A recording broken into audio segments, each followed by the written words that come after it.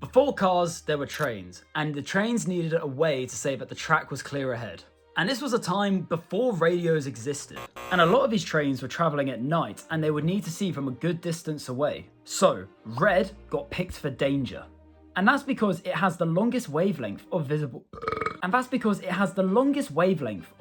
light, meaning it can be seen from very far away in rain and fog, which is exactly what you want a stop signal to do. And so then green got picked as the opposite. It has a calmer connotation, so it got picked to mean proceed. And so when cars were invented in cities and roads, all of a sudden there was an already existing system that they could just pull from.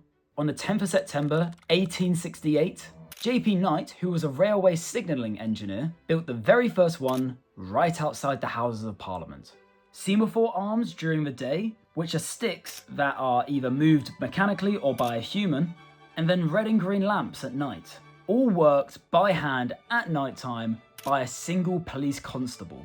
Now this worked fine for a few weeks, and then the gas line exploded. This was because of a gas leak, and from most accounts, the officer that was working that night got badly injured. That was it. No more traffic signals in Britain for decades. Because if your brand new safety system blows up, it doesn't really have a great look.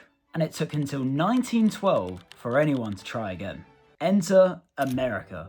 A police officer from Salt Lake City named Lester Wire basically built a hand-operated electrical version.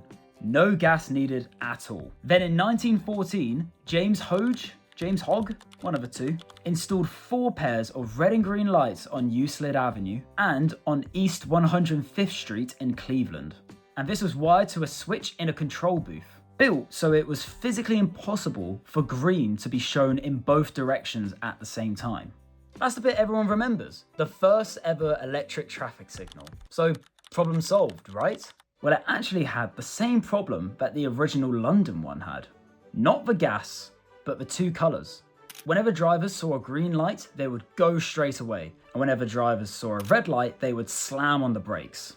So intersections were actually quite dangerous. And this was noticed by an inventor named Garrett Morgan after seeing a car and a horse carriage collide.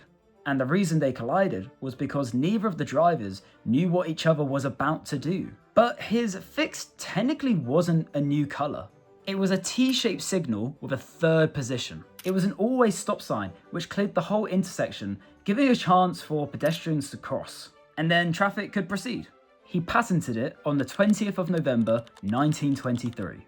But it wasn't until 1935 where we saw the introduction of the traffic lights that we know and love today. That's when the US decided to formally agree that every state should have the 3 same coloured traffic lights, in the same order, everywhere. And it stuck right across the world. America, Germany, Japan, France, anywhere you go, you will see the same 3 colours in the same order.